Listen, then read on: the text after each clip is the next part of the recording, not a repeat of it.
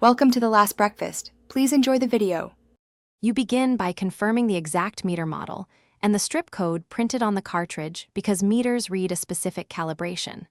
Once you have strips, batteries, and control solution, power the device and access code or calibration mode.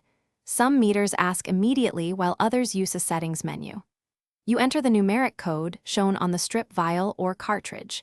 This aligns sensor chemistry to the meter. Do this now to ensure readings will match the test strip calibration moving forward. You input the code digits exactly as printed, using the meters +/- or arrow keys. Accuracy matters because a single digit off skews results. Once entered, press confirm or accept. The meter typically shows a calibration or check icon. Next, perform a control solution test.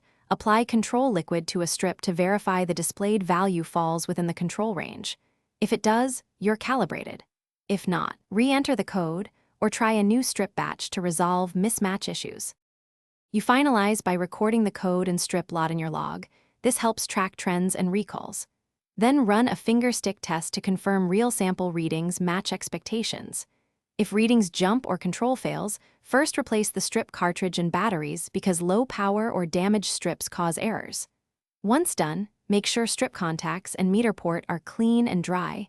Use a dry cloth. If problems persist after these steps, contact manufacturer support.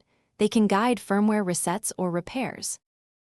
Thanks for watching. If this was helpful, leave a like and consider subscribing. See you next time.